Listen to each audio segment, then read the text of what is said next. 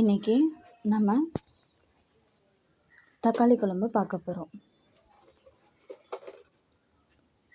தக்காளி மசால் குழம்பு எப்படி செய்யலான்னு பார்க்கலாம் வாங்க. இப்போ கடாய் வச்சுக்கிறோம். சின்ன வெங்காயம் உரித்து வச்சுட்டு சின்ன வெங்காயத்தையும் கருவேப்பிலையும் போட்டுக்கிறோம்.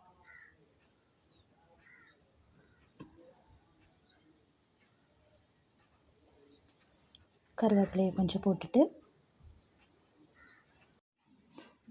சின்ன வெங்காயம் கருவேப்பிலைலாம் போட்டுட்டு அது கூட தக்காளி, புளி கொஞ்சம், சீரகம் கொஞ்சம், குருமிளகு கொஞ்சமாக, சோம்பு கொஞ்சம், மல்லி கொஞ்சம், இதெல்லாமே சேர்த்து நம்ம வதக்கிக்கணும்.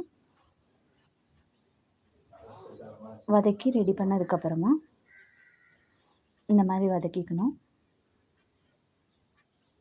இது கூட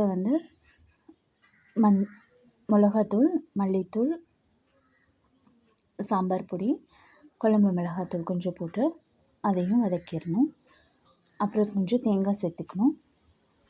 எல்லாமே வதக்கி ஆற வச்சு மிக்ஸி ஜாரில் இந்த மாதிரி அரைச்சி எடுத்துகிட்டு வந்துடணும். அப்புறமா ஒரு கடாய் வச்சுக்கிறோம். அதில் கொஞ்சம் கடுகு போட்டு எண்ணெய் ஊற்றி கடுகு போட்டு கருவேப்பிலை அப்புறம் சின்ன வெங்காயம் போட்டு வதக்கிட்டேன்.